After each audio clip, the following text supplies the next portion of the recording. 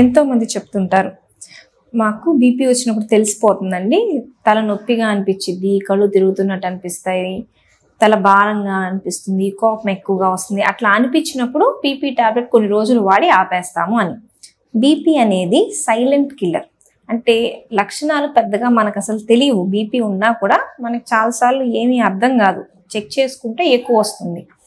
మనకి తలనొప్పి వచ్చినప్పుడు నేను అప్పుడు చెక్ చేసుకొని అప్పుడు వేసుకుంటా, కళ్ళు తిరిగినప్పుడు అప్పుడు చెక్ చేసుకొని అప్పుడు వేసుకుంటా. అంటే మనం బీపీ బిళ్ళలు వాడేది తలనొప్పుల కోసమో కళ్ళు తిరగడం కోసమో కాదు.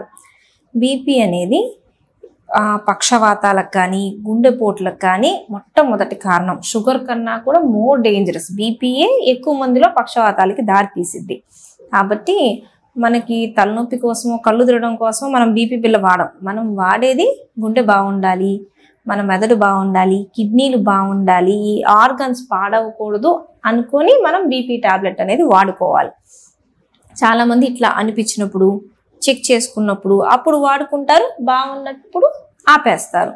ఇట్లా వాడుతూ ఉంటే ఏమవుతుందంటే 5-6 ఏళ్ళు 10 ఏళ్ళు గడిచేటప్పటికి ఆ డ్యామేజ్ రక్తనాళాలు గట్టి పడిపోతూ ఉంటాయి. సో గట్టి పడి పడి పడి పడి 5 నుంచి 10 ఏళ్లలో మనకి లక్షణాలన్నీ బయటేస్తాయి. నేను ఇప్పుడు జాగ్రత్తగా బీపీ బిళ్ళలు వాడుకుంటాను అంటే అట్లా మనకి పని చేయవు. సో బీపీ చెక్ చేయించుకుంటే ఎక్కువగా ఉంది అంటే మాత్రం ఫస్ట్ డాక్టర్ని కలవాలి.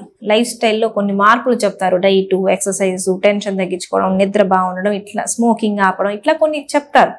అయినా తగ్గట్లేదు అంటే ట్యాబ్లెట్స్ ఇస్తారు. సో ట్యాబ్లెట్స్ జాగ్రత్తగా వాడుకోవాలి.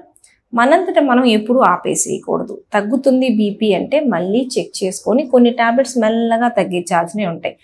కాబట్టి డాక్టర్ని కలిసి మనం నెక్స్ట్ వాడాలా, తగ్గించాలా, ఇట్లాగే కంటిన్యూ చేయాలా అనేది మనంతట మనం నా లక్షణాలు నాకు అర్థమైపోతాయి అనే అపోహలో ఉండకుండా జాగ్రత్తగా మెడిసిన్స్ వాడుకోవాలి.